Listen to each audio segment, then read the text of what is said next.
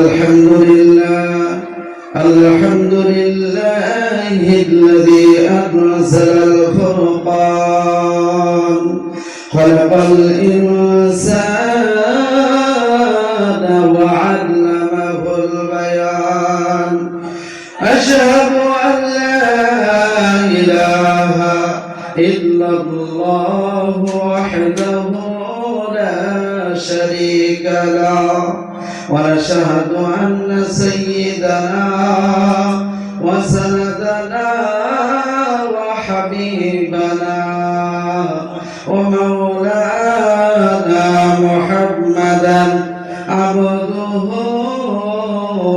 ورسوله الذي أرسله بالحق بشيرا ونذيرا وداعيا إلى الله بإذنه وسراجا وقمرا منيرا أما بعد فقد قال الله تعالى في كلامه المجيد وفي فرقانه الحميد সকলে আমার সহিত জবান খুলে উচ্চ আওয়াজে সকলে পড়ুন ফাউযু বিল্লাহি মিনাশ শাইতানির রাজিম সবাই পড়ে আউযু বিল্লাহি মিনাশ শাইতানির রাজিম বিসমিল্লাহির রাহমানির রহিম ইন্নাল্লাযীনা আমানু ওয়া আমিলুস সালিহাতি কানাত লাহুম জান্নাতুল ফিরদাউসি নুজুলা ইলা আখিরিল আয়াত وقال النبي صلى الله عليه وسلم لا يؤمن أحدكم حتى أكون أحب إليه من والده وولده والناس أجمعين أو كما قال عليه الصلاة والسلام وقال تعالى في شان حبيبه إن الله وملائكته يصلون على النبي يا أيها الذين آمنوا صلوا عليه وسلموا تسليما ضرب اللهم صل على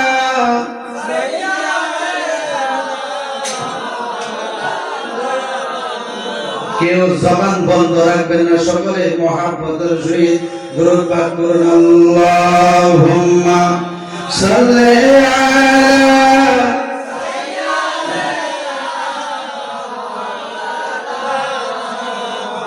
ওয়া আলা আলি সাইয়্যিদিনা মাওলানা মুহাম্মদ আরব দেশে নূরের বেশে আরব দেশে আলোর বেশে আসিল একজনা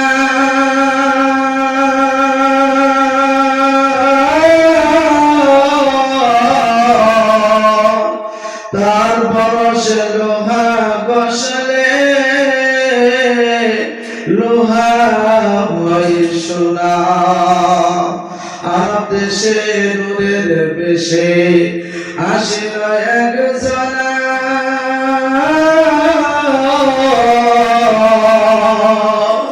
তার বরসে লোহা বসলে লোহা হয় সোনা অহংকারে মগ্ন হয়ে হারায় না হুঁশ ভেবে দেখো তুমি একজন মাটি লই মানুষ ভেবে দেখো তুমি একজন মাটির ওই মানুষ সকালে পড়ুন বালাগাল উলা বিকামালিহি কাশাফাদ দুজা বিজামালিহি হাসুনাত জামিউ ফিসালিহি সাল্লু আলাইহি ওয়া আলিহি ইয়া খুদা अगर तू करम करे जवाबे बात ऐसी दे जो दिल पे असर करे शक्ल पर बलगल उला बिकमालिही कशफत दुजा बिजमालिही हसनत जमीउ फिसालिही सल्लु अलैहि वा आलिहि अफजल जिक्रिल्लाह इलाहा इल्लल्लाह जोरे ला इलाहा इल्लल्लाह जोरे ला इलाहा ला इलाहा इल्लल्लाह जोरे Subhanallah walhamdulillah wa la ilaha illallah Subhanallah walhamdulillah wa la ilaha illallah jara dile ase amar Allah Allah Allah সব সময় যার দিলে আছে জাহান্নামের ভয় আল্লাহ আল্লাহ সব সময় যার দিলে আছে রে ভাই কবরের ভয় আল্লাহ আল্লাহ সব সময় তাহার ভালো লাগে না এই দুনিয়া ভালো লাগে না ভালো লাগে শুধু ইল্লাল্লাহ লা ইলাহা ইল্লাল্লাহ জোরে লা ইলাহা ইল্লাল্লাহ জোরে কে দিল রে মাইনা তারা গাছে এত বড় ফুলো কে শিখাল মৌমাছিকে ফুলে আসে মধু কে দিল রে মাইনা তারা গাছে এত বড় ফুলো কে শিখাল মৌমাছিকে ফুলে আসে মধু কারো হুকুমে শিমল গাছে এত নরম তুলা কারো হুকুমে রাস্তা ঘাটে ওরে শুধু ধুলা কারো হুকুমে মরিচ গাছে এত বেশি ঝাল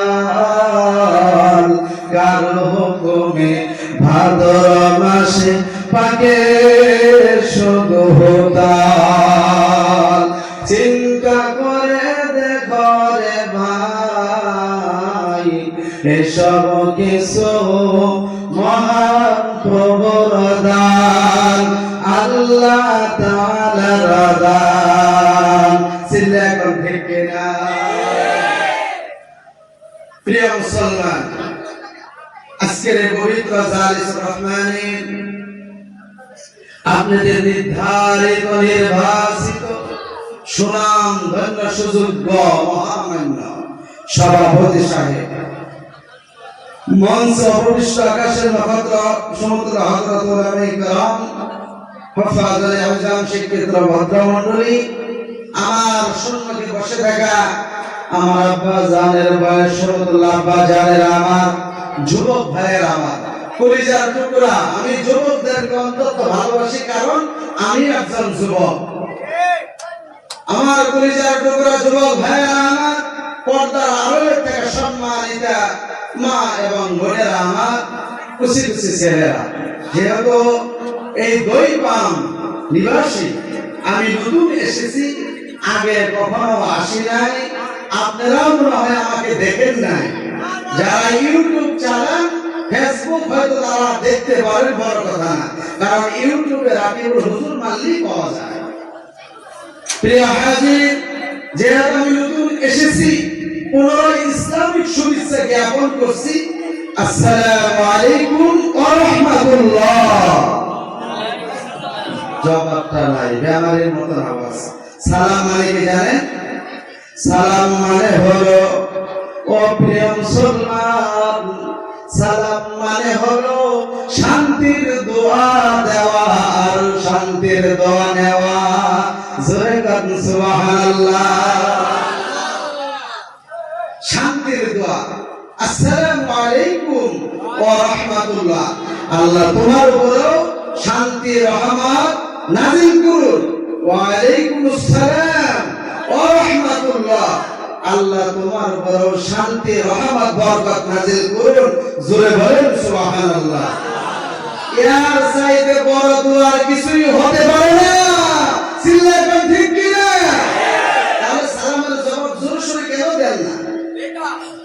যাই হোক প্রিয় হাজির, আমার বক্তব্য দিকে আমি চলে যাই।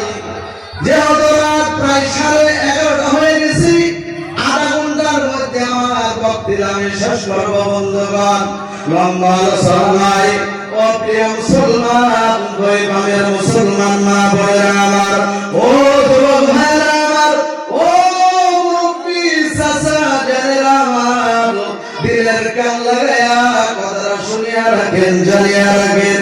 আমি সুদূর বরকড়ার থেকে আসি, আমার বোন, আমার কথা আমি বলবো না, আমি আল্লাহ পাকের কথা, রাসূলের কথা আমি বলে যাব। ও দইপামের মুসলমান, যদি আজকে এই মজলিসের দামের কথা, লাভের কথা, মর্যাদার কথা যদি গভীর ভাবে চিন্তা করতো, এখন পর্যন্ত দোকানে রাস্তাঘাটে ভিড় করতো না, কম্বল নিয়ে বিছানার মধ্যে বসিয়ে থাকতো না। কারণ ও প্রিয় মুসলমান, আল্লাহ পাকের গোলামরা শুনে নাও, শুনে নাও, দয়ার নবী, মায়ার নবী আমার আজ থেকে নিয়ে দুনিয়া থেকে বিদায় নিয়েছেন ১৫০০ বছর হয়ে যায়। কত বছর? ১৫০০ বছর হয়ে যায়। ও বাপজানেরা আমার, এই যে মজলিসের দাম লাভের কথা তিনি বলেছেন, কারণ এই ডিজিটাল যুগের মানুষ লাভ ছাড়া কোনো কাজ কর্ম করতে চায় না। জোরে কোন ঠিক কিনা? শুধু লাগে লাভ আর লাভ।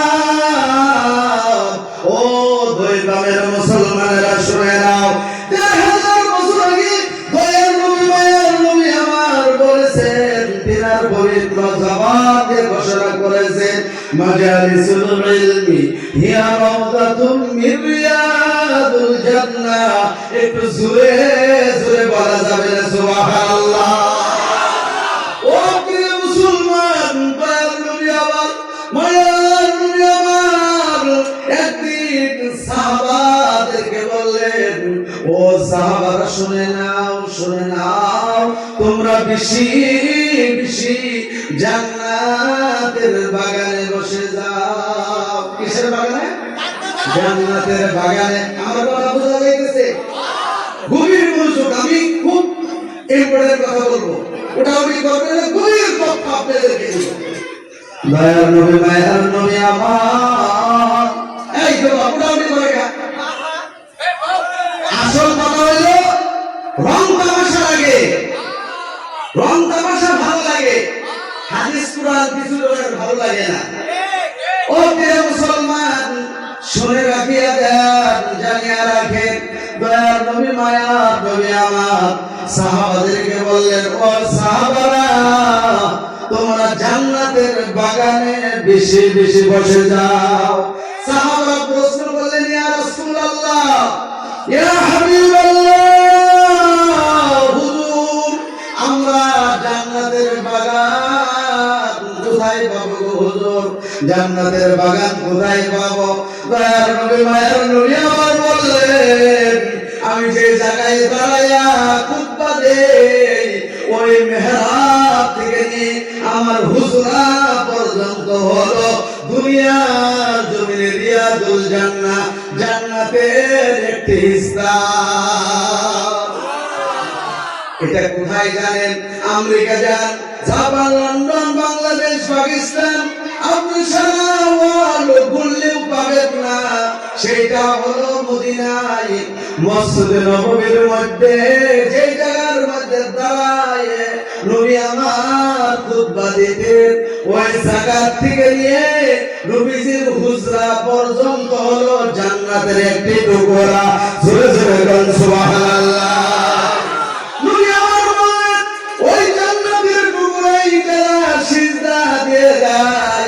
এই কবর লাগায়া দেয়, নবী আমার ঘোষণা করেন, তাদের উপরে আল্লাহ পাকের জান্নাত ওয়াজিব হয়ে যায়। যারা উমরায় গিয়েছেন, যারা ফরজ হয়ে গিয়েছেন, বর্তমান নিয়ম হলো পারমিশন নিতে হয়। আমি 2025 সালে আমি 3 বার আল্লাহ পাকের ঘরে এবং মসজিদ নববী, নবীজির রওজা পাকে গিয়েছি। ও প্রিয় মুসলমান, আমার নসিব হয়েছে এই কবরটা বারবার রিয়াদুল জান্নাতের মধ্যে সিজদা লাগানোর জন্য। আল্লাহ আমাকে তৌফিক দিয়েছিলেন। আমি আজকে দোয়া করব, আল্লাহ যেন এই মজলিসে যারা এসে বসে গিয়েছেন, আল্লাহ যেন সবাইকে মক্কা, মদিনায় জিয়ারত এবং রিয়াদুল জান্নাতের মধ্যে সিজদা দেওয়ার জন্য যাতে আল্লাহ পাক সকলকে তৌফিক দান করেন। জোরে জোরে বলেন আমিন।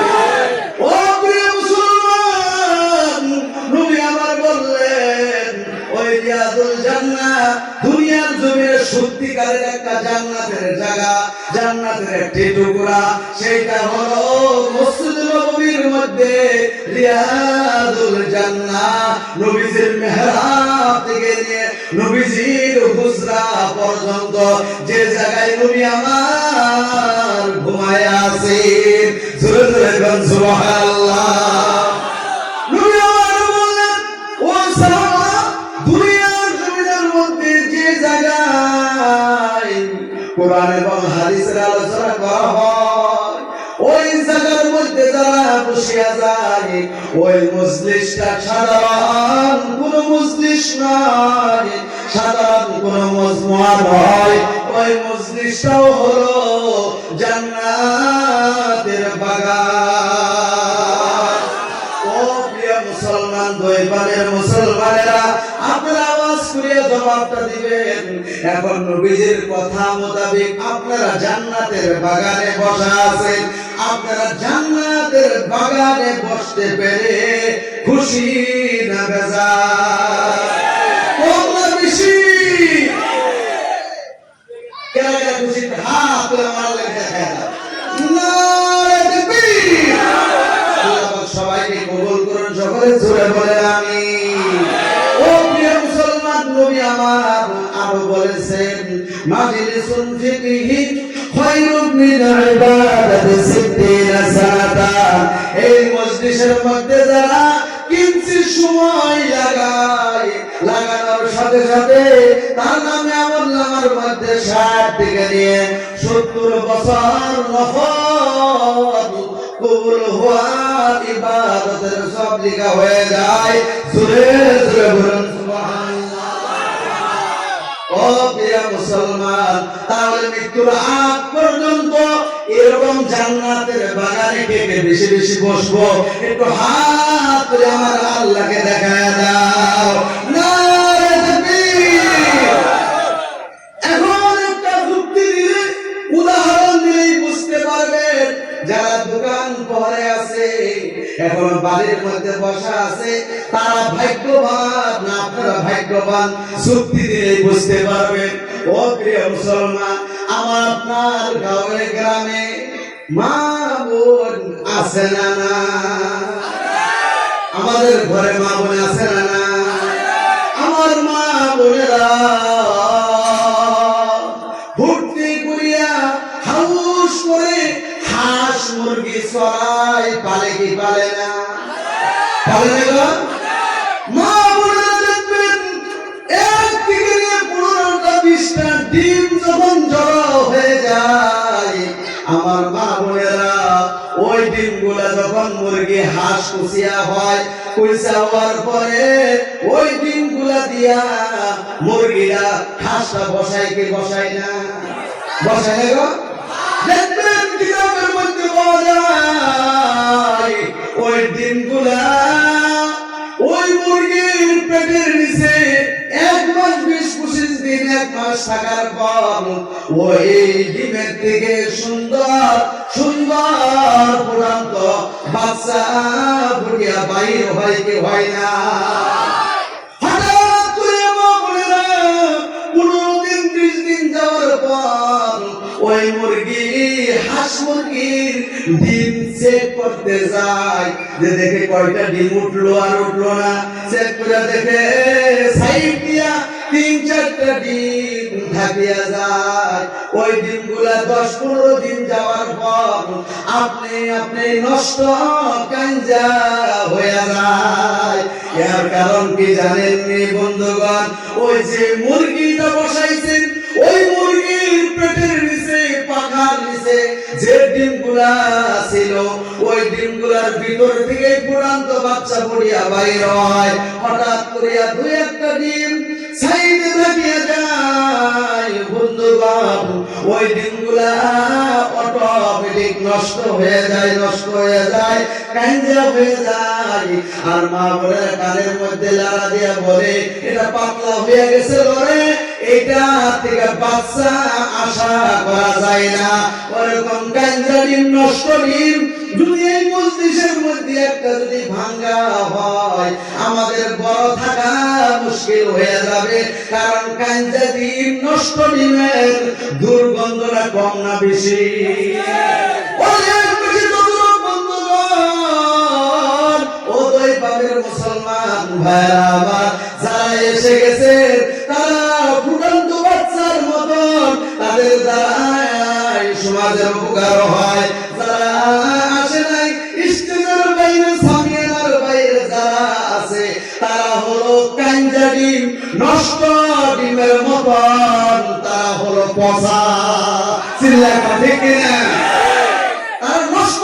কারণ ওইরকম মানুষের দ্বারাই যেরকম মা বোনেরা ওই নষ্ট ডিমের থেকে বাচ্চা আশা করা যায় না, তদ্রূপ যারা সামিয়ানার বাইরে থাকে, মনে রাখবেন তারা হলো নষ্ট, তারা হলো পচা।